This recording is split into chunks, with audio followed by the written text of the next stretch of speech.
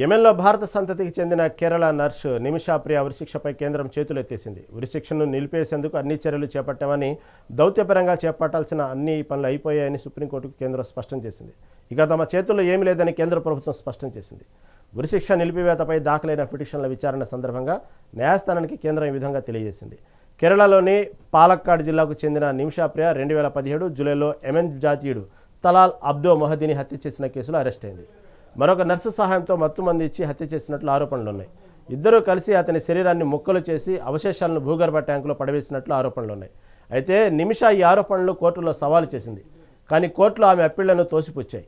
చివరికి ఈ కేసులో ఆమెను దోషిగా తేల్చింది. అనంతరం న్యాయస్థానం ఆమెకు ఉరిశిక్ష విధించింది. అయితే ప్రస్తుతం యెమెన్ దేశం హౌతీల నియంత్రణలో ఉంది. దీంతో దౌత్యపరంగా భారత్కు అడ్డంకులు ఎదురయ్యాయి. ఆమె విడుదల కోసం కేంద్రం చేసిన ప్రయత్నాలు ఏ ఒక్కటి ఫలించలేదు.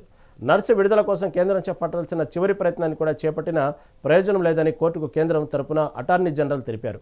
నిమిషా ప్రియను ఉరిశిక్ష నుంచి దౌత్యపరమైన చర్చల ద్వారా రక్షించేలా భారత ప్రభుత్వానికి ఆదేశాలు ఇవ్వాలని కోరుతూ ఆమె తరపు న్యాయవాది సుప్రీంకోర్టులో జూలై 10వ తేదీన అత్యవసర పిటిషన్ దాఖలు చేశారు. ఇవాళ జస్టిస్ విక్రమ్నాథ్, జస్టిస్ సందీప్ మెహతాలతో కూడిన ధర్మాసనం ఈ పిటిషన్పై విచారణ జరిపింది. కేంద్రం తరపున భారత అటార్నీ జనరల్ ఆర్ వెంకటరమణి తన వాదనలు వినిపించారు. జూలై 16న కేరళ నర్సు మరణశిక్షణను ఆపేందుకు లేదా వాయిదా వేసేందుకు భారత ప్రభుత్వం వద్ద మిగిలి ఉన్న అవకాశాలు అతి తక్కువని ఆమె తెలిపారు. భారత్ యెమెన్ల మధ్య దౌత్యపరంగా సత్సంబంధాలు లేకపోవడం కారణమని అన్నారు. యెమెన్ సున్నితత్వాన్ని దృష్టి పెట్టుకుని కేంద్ర ప్రభుత్వం ఈ విషయంలో పెద్దగా చేయగలిగింది ఏమీ లేదని తెలిపారు. ఇక బ్లడ్ మనీ మాత్రమే నిమిషాను కాపాడేందుకు ఉన్న చిట్ట చివరి అవకాశమని, అది కూడా ప్రైవేట్ ఒప్పందం ద్వారా మాత్రమే సాధ్యమవుతుందని పేర్కొన్నారు.